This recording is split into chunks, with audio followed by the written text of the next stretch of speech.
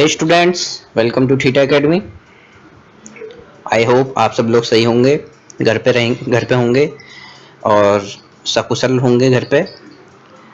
And thank you for your warm response in my previous video. ऐसे ही आप अपना प्यार दिखाते रहें और आपके अपने इस चैनल को सपोर्ट करते रहें।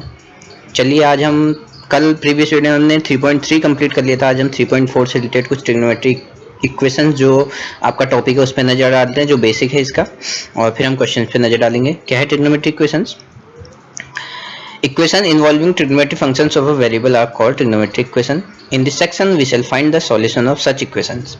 We have already learned that ये हमने पढ़ा है कि sin x और cos x की जो वैल्यू होती है वो किस इंटरवल के बाद रिपीट होती है? 2π इंटरवल के बाद। And the values of tan x repeat after the interval of pi, ये हमने पढ़ लिया था। The solution of a trigonometric equation for which 0 is less than equal x is less than 2π। इस लाइन का बहुत बड़ा महत्व है, बहुत इंपॉर्टेंट लाइन है। 0 is less than x is less than 2π। तो इससे क्या पता चल रहा है, जो x आएगा आपका, जो x की वैल्यू होगी वो किस किस के बीच होगी? 0 और 2π के बीच में। और क्या इसकी कंडीशन रहेगी? वो 0 से बड़ी और उसके इक्वल और 2π से छोटी होनी चाहिए, तभी आपका x का जो सॉल्यूशन कहलाएगा वो कौन सा सॉल्यूशन कहलाएगा? प्रिंसिपल सॉल्यूशन कहलाएगा। The expression involving integer n which gives all solution of a trigonometric equation is called the general solution. और इसके बाद एक आपका क्या रहेगा? इन्वॉल्विंग इंटीजर रहेगा उस एक्सप्रेशन में, जिसमें हम मानेंगे उसे n मानेंगे। वो क्या होगा? n क्या होगा? इन्वॉल्विंग इंटीजर होगा। तो वो सॉल्यूशन हमारा क्या करेगा? General solution. इसके लिए आपको 3-4 फॉर्मूले पढ़ने पड़ेंगे, बस 3-4 फॉर्मूले, उससे आपका जनरल सॉल्यूशन निकल जाएगा। बस आपको प्रिंसिपल सॉल्यूशन में थोड़ा दिक्कत हो सकती है, मैं आपको बहुत अच्छे से समझाने की कोशिश करूंगा। चलिए एक एग्जांपल लेके समझ लेते हैं। जैसे हमारा sin x इक्वल टू √3/2 है। sin x equal to √3/2। तो प्रिंसिपल सॉल्यूशन निकालना है, हमने क्या करना है? हमें प्रिंसिपल सॉल्यूशन निकालना। पहले प्रिंसिपल सॉल्यूशन सीख लेते हैं हम अच्छे से, फिर जनरल सॉल्यूशन की तरफ बढ़ेंगे। देखिए sin x इक्वल टू √3/2। तो प्रिंसिपल सॉल्यूशन में मैंने कहा जो x की वैल्यू आएगी वो किस किस के बीच आएगी? 0 और 2π के बीच में। या तो 0 को इक्वल हो सकती है और या उससे बड़ी होगी, या 2π से छोटी होगी। देखिए sin x इक्वल टू √3/2 आपका दिया हुआ है। इन क्वेश्चन में आपके दो टाइप के क्वेश्चन पूछेंगे। एक तो जब आपका ट्रिग्नोमेट्रिक फंक्शन की वैल्यू आपको पॉजिटिव दी है, जैसे यहाँ पे sin x इक्वल टू √3/2 है। और अगर आप दूसरे एग्जांपल को देखेंगे तो उसमें दिया है tan x इक्वल टू -1/√3। तो दो आपको याद रखने की दो टाइप के आपके क्वेश्चन पूछे जाएंगे, एक प्लस में और एक माइनस में, जहाँ पे आपको प्रिंसिपल सॉल्यूशन निकालना होगा। अब मैं आपको बताता हूँ कैसे अब क्या मेथड है इसकी निकालने की। देखिए sin x इक्वल टू √3/2 है, तो हमें जो टेबल है ट्रिग्नोमेट्रिक फंक्शंस की, जो टेबल है उससे पता है कि साइन किसका मान √3/2 होता है? sin 60, मतलब sin π/3। और यहाँ पे सब वैल्यू क्या रेडियन में चलेंगी, क्योंकि हमारी x की वैल्यू क्या है? 0 से 2π है। तो रेडियन में ही आपकी वैल्यू है कि 0 से 2π के बीच में, तो हम सारी वैल्यू कौन सी लेंगे? रेडियन वाली। तो sin π/3 इक्वल टू क्या है? √3/2 होता है, आपको पता है, ठीक है। sin π/3 इक्वल टू √3/2 होता है। ओके, तो sin π/3 इक्वल टू √3/2 हो गया। और यही किसकी वैल्यू है? sin x की वैल्यू है। तो आप देखें x की वैल्यू क्या आ गई? अगर हम दोनों साइड कंपेयर करेंगे तो x की वैल्यू π/3 आ गई। आप इसे कब तक प्रिंसिपल सॉल्यूशन नहीं बोल सकते हैं? जब तक आप चेक करिए पहले कि x की वैल्यू याली कंडीशन को सेटिस्फाई कर रही है या नहीं कर रही है। x की वैल्यू आपकी 0 से बड़ी या उसके इक्वल और 2π से छोटी होनी चाहिए। आपको पता है x इक्वल टू π/3 क्या होता है? 60 होता है, जो 2π से छोटा है और 0 से बड़ा भी है। तो ये एक आपका क्या हो जाएगा? प्रिंसिपल सॉल्यूशन आ जाएगा। अब आप देखिए, अब एक प्रिंसिपल सॉल्यूशन तो आपका ये आ गया जो आपकी सेटिस्फाई कर दी आपकी इक्वेशन। अब एक और प्रिंसिपल सॉल्यूशन आ सकता है। कैसे आ सकता है? देखिए हम क्या लिख सकते हैं? sin π माइनस π/3 इक्वल टू, बताइए sin π माइनस π/3 कैसे आ रहा है? मैं अभी आपको बताता हूँ। π माइनस π/3 मतलब मीन्स ये कौन से क्वाड्रेंट में गया? π माइनस मीन्स सेकंड क्वाड्रेंट में। सेकंड क्वाड्रेंट में साइन क्या होता है? पॉजिटिव होता है, तो पॉजिटिव आएगा। और पाई क्या है? Even multiple of 90, so no change, so sin π/3। तो आप देख रहे हैं, तो sin π माइनस π/3 भी क्या है? sin π/3। और इसकी वैल्यू क्या है आपकी? √3/2 होती है, आपको पता है। और ये क्या है? आपका sin x है। तो देखो, तो मीन्स ये जो आपकी वैल्यू है π माइनस π/3, अगर ये वाली कंडीशन को सेटिस्फाई करेगी, कौन सी कंडीशन को? कि x is less than 2π। And greater than equal to 0। अगर इस कंडीशन को सेटिस्फाई करेगी तो याली जो आपकी वैल्यू आएगी वो भी आपका प्रिंसिपल सॉल्यूशन हो जाएगा। देखिए हम देखते हैं आ रही नहीं आ रही, याली कंडीशन को सेटिस्फाई कर रहा है नहीं कर रहा है। तो pi minus pi by three करेंगे तो इसकी वैल्यू क्या आ रही है, pi minus pi by three means 2π/3। तो आप देखिए 2π/3 भी इन याली कंडीशन को सेटिस्फाई कर रहा है, मीन्स ये भी आपका क्या हो गया, प्रिंसिपल सॉल्यूशन आ गया। अब आप कहेंगे आपने पाई माइनस पाई बाई थ्री कैसे लिखा, तो मैं आपको बता देता हूँ कैसे लिखा मैंने। देखिए साइन एक्स इक्वल टू √3/2 है और sine pi by three equal to √3/2 होता है। तो हमें क्या लाना है, पाई/3 लाना है किसी तरीके से, ताकि हम क्या लग दें, √3/2 हमारा क्या आ जाए, जो हमारे ट्रिग्नोमेट्री फंक्शन की जो वैल्यू दी है √3/2 वो आ जाए। तो आपको पता है साइन पाई/3 इक्वल टू साइन एक्स है साइन पाई/3 इक्वल टू साइन एक्स है। तो हमें ऐसा कुछ ऑपरेशन लगाना है जिससे हमारा साइन में ही रहे, साइन जो है साइन में ही रहे। तो आपको पता है इवन मल्टीपल की हम सहायता ले सकते हैं। क्यों ले सकते हैं इवन मल्टीपल की हेल्प, इवन मल्टीपल की तभी क्यों हेल्प इसलिए ले रहे हैं क्योंकि आपको पता है कि 90 के इवन मल्टीपल में नो चेंज होता है, नो चेंज होता है मीन साइन साइन ही रहेगा, तो हमारा काम बन जाएगा। साइन को हमने साइन में ही रखना है क्योंकि sine x equal to sine पाई/3 आना चाहिए। आपको बस ये वैल्यू याद रखनी है कि sine x equal to sine पाई/3 आना है।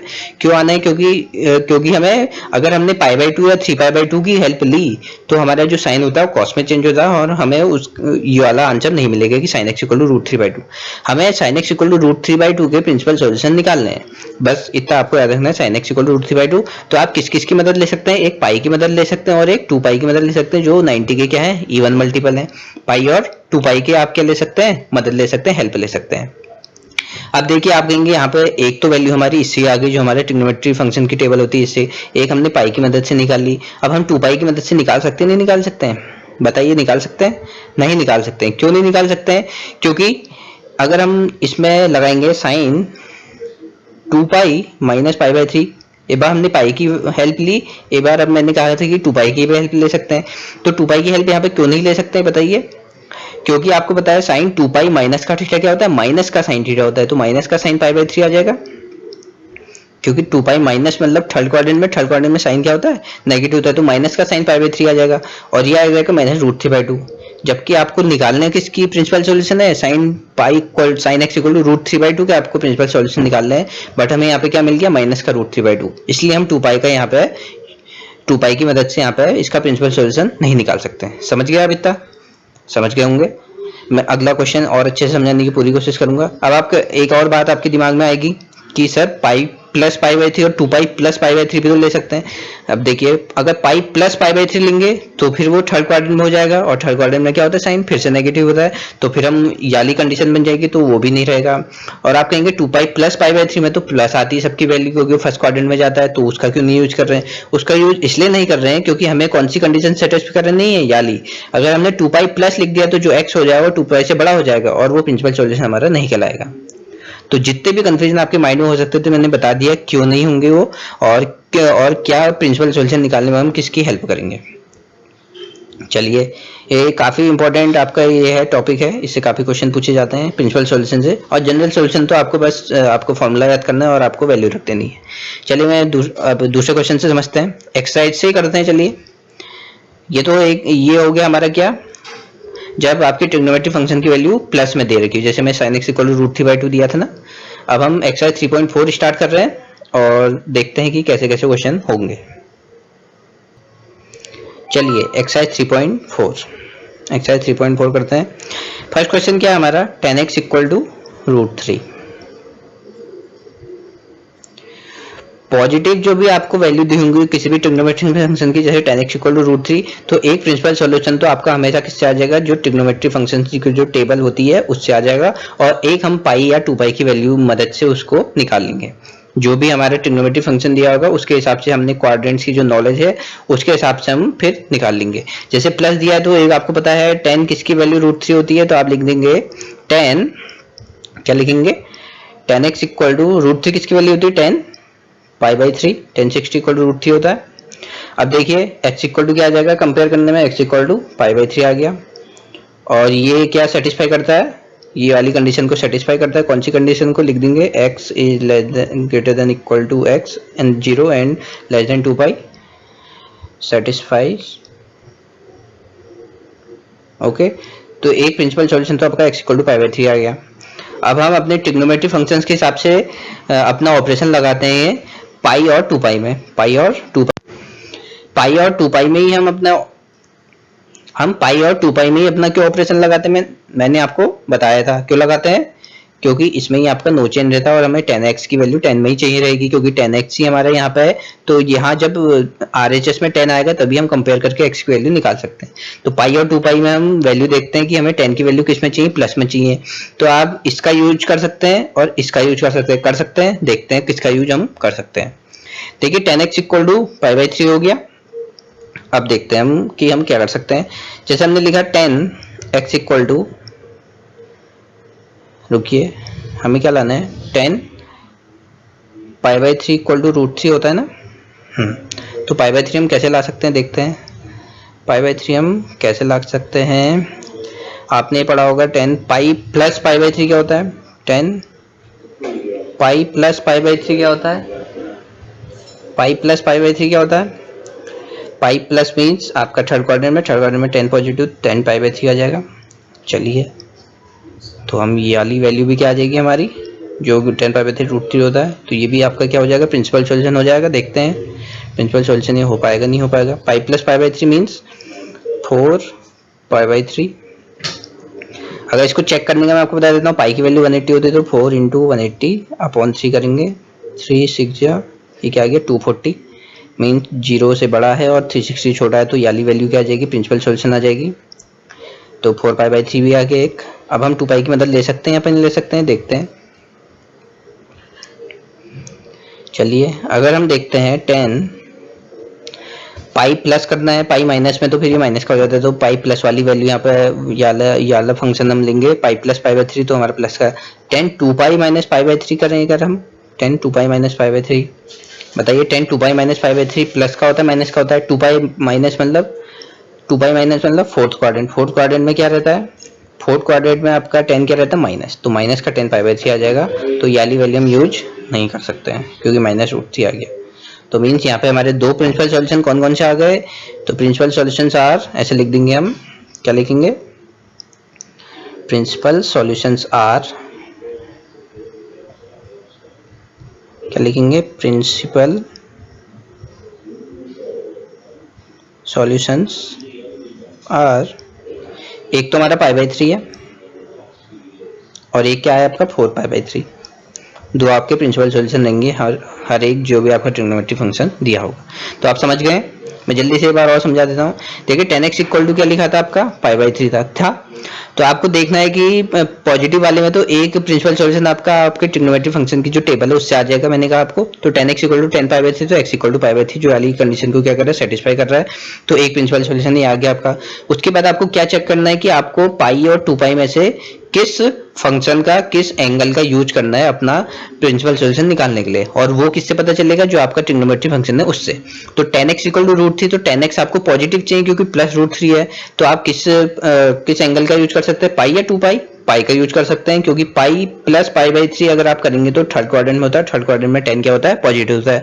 तो 10 pi plus pi by 3 equal to 10 pi by 3 होता है और √3 उसकी वैल्यू होती है। तो ये जो आपका वैल्यू आएगी 4 पाई बाई 3 वो भी क्या हो जाएगा, प्रिंसिपल सॉल्यूशन हो जाएगा। और अगर आपको चेक करना है कि 2 पाई माइनस पाई बाई 3 में क्यों नहीं हो रहा है, क्योंकि 2 pi minus means fourth quadrant में 10 क्या होता है, माइनस होता है। तो माइनस का 10 पाई बाई 3 आ जाएगा और आपको माइनस का 10 पाई बाई 3 नहीं प्लस का 10 पाई बाई 3 चाहिए। इसलिए आपके दो सॉल्यूशन होंगे प्रिंसिपल सॉल्यूशन, वो कौन कौन से होंगे, पाई बाई 3 और 4 पाई बाई 3। चलिए ये वाले तो हमने पढ़ लिया। अब हम एक माइनस वाला देख लेते हैं और फिर हम ये वाले सारे क्वेश्चन एक ही तरीके के, कुछ आप करना होमवर्क में और नेक्स्ट वीडियो में फिर हम कंप्लीट कर देंगे। चलिए सेकंड क्वेश्चन इसी टाइप का है, क्योंकि प्लस में ही मैं आपको थर्ड क्वेश्चन बता देता हूँ, क्योंकि माइनस वाला भी आपको एक समझाने की जरूरत है। थर्ड क्या है, cot x equal to minus का √3। जनरल सॉल्यूशन हम कल कर लेंगे क्योंकि एक दिन में एक चीज़ सीखना सही रहता है। और सिलेबस की आप चिंता मत करिए, सिलेबस तो पूरा कर ही देंगे हम किसी ना किसी तरह। cot x equal to minus का √3, cot x equal to minus √3। अब आप कहेंगे याले में फर्स्ट जो हमारा प्रिंसिपल सॉल्यूशन आएगा वो ट्रिग्नोमेट्री फंक्शन की टेबल से नहीं आ सकता। मैं कह रहा हूँ क्यों नहीं आ सकता, मैं बताता हूँ। देखिए अगर आप cot x इक्वल टू √3 किसकी वैल्यू होती है, √3 क्या होता है आपका, cot माइनस का कॉट आपका कॉट एक्स इक्वल टू √3 आपका क्या होता है, आपको पता होगा कॉट π/6। ठीक है, तो अगर आप कॉट एक्स कॉट π/6 लिखेंगे तो ये क्या आता है, √3 आता है, जबकि आपको क्या निकालना है, -√3। तो याली आपकी जो हम सीधे उसमें प्लस वाले ट्रिग्नोमेट्री फंक्शन में कर रहे थे, उससे आपकी याली प्रिंसिपल सॉल्यूशन आपको फाइंड नहीं होगा। क्यों नहीं होगा, मैंने आपको बता दिया, क्योंकि अगर आप सीधे ट्रिग्नोमेट्री फंक्शन जो आपकी टेबल है उससे रखेंगे तो आपका प्लस में आएगा आंसर, और आपको किस में चाहिए, आपका माइनस में चाहिए। तो आपका यहाँ पे दोनों जो प्रिंसिपल सॉल्यूशन आएंगे वो किसकी मदद से आएंगे, क्वाड्रेंट की मदद से आएंगे। मैं आपको बता देता हूँ क्वाड्रेंट्स में आपको किस किस का यूज करना है, पाई और 2 पाई का। पाई और 2 पाई का दो तरीके से यूज कर सकते हैं दोनों में, जैसे पहले कर रहे थे उसमें ही। एक तो आप पाई प्लस कर सकते हैं, एक पाई माइनस कर सकते हैं, पाई प्लस पाई माइनस, और यहाँ भी 2 पाई प्लस और ये 2 पाई माइनस। बहुत सिंपल वे में सिखाने की आपको मैं कोशिश कर रहा हूँ, 2 पाई माइनस। तो इन चार फंक्शन, चार जो ऑपरेशन है उनमें से आपको किसका यूज करना है, आपको क्वाड्रेंट्स की अगर आपको नॉलेज है तो बहुत अच्छे से आप बता सकते हैं। देखिए कॉट को आपको माइनस लाना है, कॉट को आपको माइनस लाना है, तो आपको पता है अगर हम पाई प्लस करेंगे, पाई प्लस करेंगे तो थर्ड क्वाड्रेंट में तो कॉट पॉजिटिव हो जाता है, पॉजिटिव हो जाता है तो याला यूज नहीं कर सकते हैं। चलिए ये हटा, तो मतलब पाई की ओर से हम पाई माइनस यूज कर लेंगे, ठीक हो गया। अगर हम 2 पाई प्लस, यहाँ तो आपका वैसे भी 2 पाई प्लस और 2 पाई माइनस ये तो आपका वाली कंडीशन को सेटिस्फाई नहीं करता है, कौन सी 0 ग्रेटर एक्स एंड 2 पाई वाली कंडीशन को सेटिस्फाई नहीं करता है, तो 2 पाई में से तो आपका ये हटा ही, एक ही बचा 2 पाई माइनस वाला। और आपको पता है फोर्थ क्वाड्रेंट में कॉट माइनस होता है, तो हम किसका यूज करेंगे, दो हमने अपने ऑपरेशन देख लिए, दो अपने एंगल्स सेलेक्ट कर लिए किससे हमारा आंसर आ सकता है, तो एक पाई माइनस वाले से और एक 2 पाई माइनस वाले से। समझ गए क्यों आया? ऐसे आप अपने माइंड में देख लीजिएगा कि कौन से क्वाड्रेंट्स में हमें चाहिए और कौन से हमें वैल्यू चाहिए, उस हिसाब से आप अपने दो एंगल जल्दी से सिलेक्ट कर लीजिए, उसके बाद अपना आंसर निकालिए। तो देखिए हमें पाई माइनस और 2 पाई माइनस का यूज करना है, क्यों करना है मैंने आपको बता दिया। तो हम पाई माइनस और 2 पाई माइनस करके दो प्रिंसिपल सॉल्यूशन अपने निकाल लेते हैं। तो इनको निकालने की आपकी टेक्निक क्या है मैं बताता हूँ। देखिए आप लिखेंगे कॉट π/6 इक्वल टू √3 लिखेंगे, बट आपको चाहिए क्या, माइनस का √3, आपको चाहिए क्या, माइनस का √3। तो आपको पता है किस किस का यूज करना है, कॉट पाई माइनस π/6 करना है। तो ये क्या आ जाता है, कॉट पाई माइनस π/6 क्या आ जाएगा, माइनस का कॉट π/6, क्योंकि सेकंड क्वाड्रेंट में कॉट माइनस होता है, तो कॉट π/6 की वैल्यू √3 है, कॉट π/6 की वैल्यू क्या है, √3 है, तो माइनस का √3 आ गया। मीन्स ये जो आपका आपने एंगल का यूज किया वो आपका प्रिंसिपल सॉल्यूशन होगा। तो 6 पाई माइनस 5 5 पाई बाई 6, और ये 2 पाई से छोटा भी है, तो ये आपका प्रिंसिपल सॉल्यूशन हो गया एक। और एक किसका यूज करना है हमने, 2 पाई का।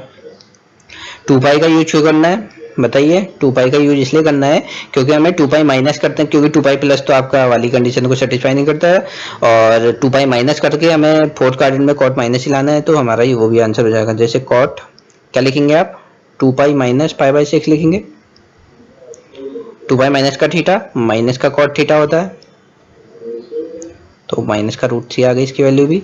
इन जो याला आपका ऑपरेशन लगाया अपने एंगल की मदद लेके, वो भी आपका एक प्रिंसिपल सॉल्यूशन है। 6 2 12 पाई माइनस पाई 11 पाई/6। तो आपके दो प्रिंसिपल सॉल्यूशन क्या क्या आ गए, 5 पाई/6 और 11 पाई/6। तो याली वीडियो में हमने काफी अच्छे से देखा कि प्रिंसिपल सॉल्यूशन को आप कैसे फाइंड कर सकते हैं। दो टाइप से क्वेश्चन पूछेगा आपसे हमेशा, एक में जब आपका ट्रिग्नोमेट्री फंक्शन की वैल्यू पॉजिटिव दी होगी तो उसमें एक वैल्यू तो आपकी आसानी से प्रिंसिपल सॉल्यूशन आपका ट्रिग्नोमेट्री फंक्शन की टेबल से आ जाएगा, और एक आपको निकालना होगा क्वाड्रेंट्स की मदद से। और दूसरा टाइप का आएगा जब आपका ट्रिग्नोमेट्री फंक्शन नेगेटिव दिया होगा, तो उसमें आपका आंसर दोनों प्रिंसिपल सॉल्यूशन आपके किसकी मदद से आएंगे, क्वाड्रेंट्स की मदद से आएंगे। और कौन से एंगल सेलेक्ट करने हैं वो ट्रिग्नोमेट्री फंक्शन पे डिपेंड करेगा कि हमें किस एंगल का यूज करना है, पाई प्लस थीटा का करना है, पाई माइनस थीटा करना है, 2 पाई माइनस थीटा का करना है। 2 पाई प्लस थीटा को तो पहले ही नेग्लेक्ट कर देंगे, क्यों करेंगे, क्योंकि 2 pi plus theta 0 is less then x is less then 2 पाई वाली कंडीशन को सेटिस्फाई नहीं करता है। समझ गए आप, काफी अच्छे से समझ गए होंगे। और अगर समझ नहीं आई होगी तो आप एक दो बार वीडियो जरूर देखना, तब आपका ये क्रिस्टल क्लियर हो जाएगा ये वाला टॉपिक, और काफी इंपॉर्टेंट टॉपिक है, तो मैंने हल्के हल्के ही आपको पढ़ाने की कोशिश करी है। कल वाली वीडियो में हम जनरल सॉल्यूशन देख के 3.4 और चैप्टर 3 को एंड कर देंगे, और फिर चैप्टर 4 या चैप्टर 1 जो भी हम देखेंगे किस तरीके से करते हैं। चलिए, thank you very much for watching my video. If you like this video please share with your friends and subscribe my channel. और बायो के लिए मैं आपको जो चैनल है उसका लिंक डिस्क्रिप्शन में डाल दूंगा, please must watch this channel. And thank you very much.